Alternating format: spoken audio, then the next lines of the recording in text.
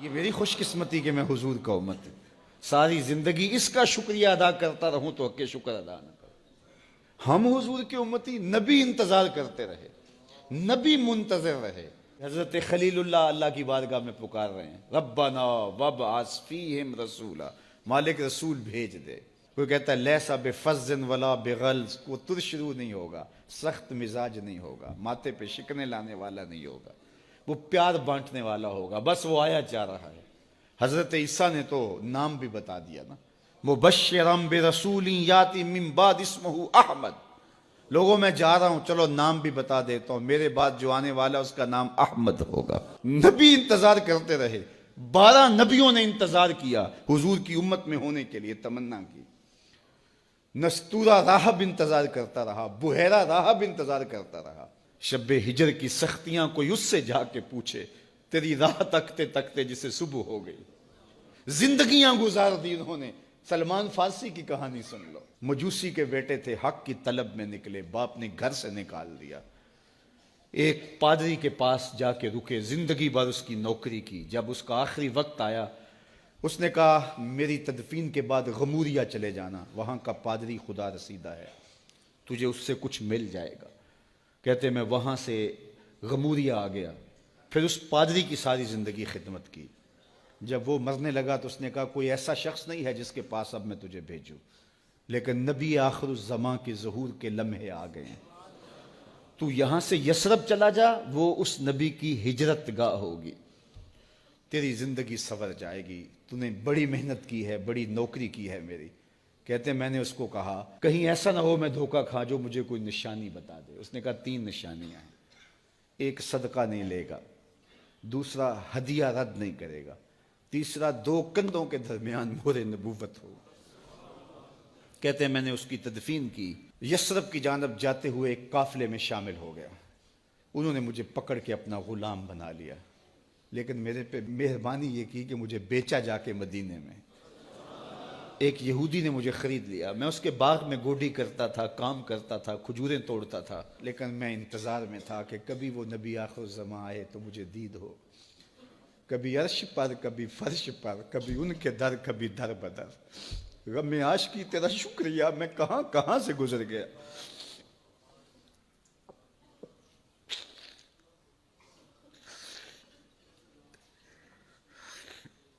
کہتے ہیں ایک دن میں اپنے باغ میں کھجوریں توڑ رہا تھا کہ ہواؤں میں مستی پیدا ہو گئی اور ہر سمت سے طلع البدر علینا کی صدائیں گونجنے لگیں۔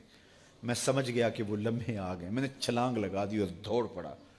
میرے آقا نے سمجھا شاید غلام بھاگ گیا، اس نے دوڑ کے مجھے پکڑ لیا۔ میں نے اس کو کہا کہ میں نوکر تیرا ہی ہوں، لیکن دل نوکر کسی اور کا ہے، میں بھاگوں گا نہیں، مجھے جانے دے۔ میں کچھ کھجوریں لے گیا تھا صدقے کی نیت سے، جا کے حضور کو پیش کی۔ آقا کریم نے فرمایا ہم نبی صدقہ نہیں لیتے۔ کہتے ہیں نشانی ایک پوری ہو گئی۔ کہتے ہیں کہ میں کچھ دنوں کے بعد اور کھجوریں لے گیا اور میری نیت ہدیہ کی تھی، میں نے پیش کی، حضور نے قبول فرما لی، لیکن میں بھی کہتا تھا تیسری نشانی بھی پوری ہو لے تو پھر مانوں گا۔ اور وہ کیا تھی؟ 2 کندھوں کے درمیان مہر نبوت۔ کہتے ہیں ایک دن حضور میرے باغ میں آئے اور آقا کریم نے اپنے مبارک کندھے پہ چادر رکھی ہوئی تھی اور چادر کی اوٹ میں مہر نبوت چھپی ہوئی تھی، اور میں پیچھے ہو کے دیکھتا تھا، اور میری آرزو یہ تھی کہ کوئی تیز جھونکا ہوا کا آئے اور چادر ہٹ جائے اور میں مہر نبوت کی زیارت کر لوں۔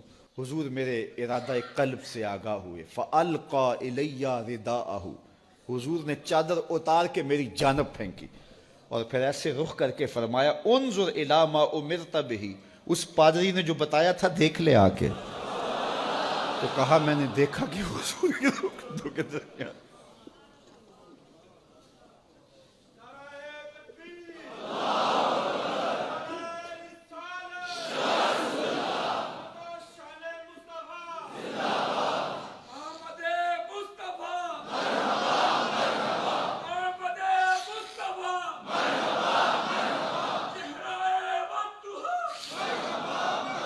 شب ہجر کی سختیاں کوئی اس سے جا کے پوچھے، تیری راہ تکتے تکتے جسے صبح ہو گئی۔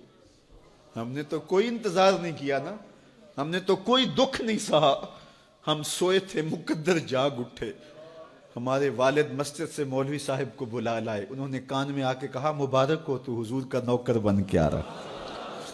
میرے والد گرامی ایک شعر جھوم کے پڑھا کرتے تھے, محمد جانے جانا ہے پیغمبر ہو تو ایسا ہو, رسولوں کی بشارت سے مبشر ہو تو ایسا ہو, امر توقیر کا سب کو موکر ہو تو ایسا ہو, کیا ہم کو غلام ان کا مقدر ہو تو ایسا ہو.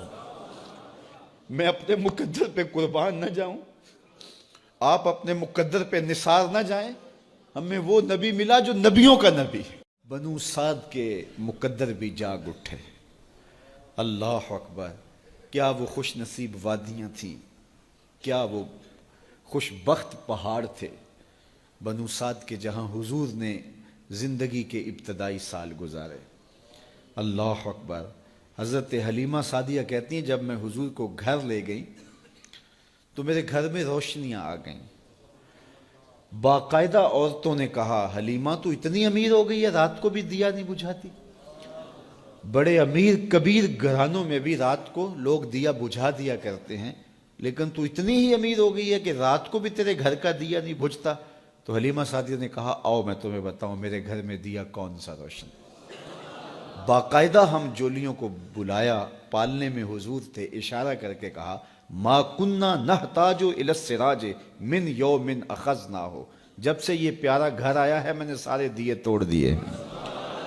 دیے کی ضرورت نہ مشعل کی حاجت, عجب روشنی تو نے پائی حلیمہ, بڑی تو نے توقیر پائی حلیمہ, بنی تو محمد کی دائی حلیمہ. کہا ما کننا نحتاج الی السراج من یوم اخذناہ, جب سے یہ پیارا گھر میں آیا ہے میں نے سارے دیے توڑ دیے. جہاں روشنی چاہیے ہوتی ہے حضور کو اٹھا کے اس کمرے میں لے جاتے ہیں, وہاں انوار پھیل جاتے ہیں, روشنیاں پھیل جاتی ہیں. کیسے اجالے پھیلے, کیسی روشنیاں پھیلیں. حلیمہ دا چھپر کھجوری دے تھلے, حوراں وچھالے نوری مسلے, فرش تو عرش تک پہ گئی دہائی, حلیمہ نے لٹ لئی خدا دی خدائی. اللہ اکبر. وہ سارا دن تو صحراؤں میں گھوم لیتی تھی, اسے جب بھوک لگتی تھی لبوں کو چوم لیتی تھی. بخت جاگے حلیمہ سعدیہ کے حضور ان کے گھر آئے. اللہ اکبر. جدھر سے گزرتے گئے نور پھیلتا گیا, انوار پھیلتے گئے. حضرت سیدہ طیبہ طاہرہ حضرت عائشہ سلام اللہ علیہا فرماتی ہیں کہ میں کچھ سی رہی تھی کہ میرے ہاتھ سے سوئی گر گئی. اب حضور کے گھر میں دیے میں جلانے کے لیے تیل بھی نہیں تھا, میں پریشان تھی, سوئی گر گئی. اتنے میں حضور تشریف لائے. حضور مسکرائے, کہتی ہے میں نے گمی ہوئی سوئی تلاش کر لی. اللہ اکبر. تو یہ روشنی تھی, یہ انوار تھے. اللہ اکبر. اذا ضحک یتلالأ فی الجدر, جب حضور مسکراتے تھے سامنے والی دیواروں پہ عکس پڑتا تھا. اللہ اکبر. جب مسکراتے تھے نور پھیل جاتا تھا. اذا تکلم رؤیا کالنور یخرج من بین ثنایاہ, حضور کے سامنے والے دانتوں میں ہلکا سا فاصلہ تھا, اور جب آقا کریم گفتگو کرتے تھے وہاں سے نور کی کرنیں چھن چھن کے نکلتی تھیں, انوار پھیل جاتے تھے. ایسا نوری ماحول, ایسا نورانی چہرہ. حضرت ابو ہریرہ بولے کل قمر لیلۃ البدر لم ارى قبلہ ولا بعدہ مثلہ. کیا پوچھتے ہو, 14ویں رات کا چمکتا ہوا چاند تھے میرے حضور. پھر کہا نہیں نہیں نہیں, حضور جیسا نہ پہلے دیکھا نہ بعد میں دیکھا. حضرت حسان بن ثابت پاس کھڑے تھے. کہا دیکھتے کیسے, کسی ماں نے جنم دیا ہوتا تو دیکھتے. خدا نے وہ سچائی پن چھڑیا جدے وچ محمد نو ٹالیا سی. حسینہ جمیلہ دا منہ موڑ دیتا, محمد بنا کے قلم توڑ دیتا. مثل او در عالم امکان متصور نیست. حضرت شیخ مجدد کہتے ہیں حضور کی مثل بزم عالم میں ممکن ہی نہیں ہے, ہو ہی نہیں سکتا. اور اقبال کا لہجہ بھی دیکھیے, رخ مصطفیٰ ہے وہ آئینہ کہ اب اس سا دوسرا آئینہ, نہ کسی کی بزم خیال میں نہ دکان آئینہ ساز میں. تو وہ پیکر تراشا, وہ پیکر تراشا, مکھ چند بدرشا شانی ہے, متھے چمک دی لاٹ نورانی ہے, کالی زلف تیک مستانی, مخمور رکھی ہن مد بھریاں. کیسا جمال دیا, کیسا حسن دیا. اچھا بریلی کے امام سے بھی پوچھ لیجئے.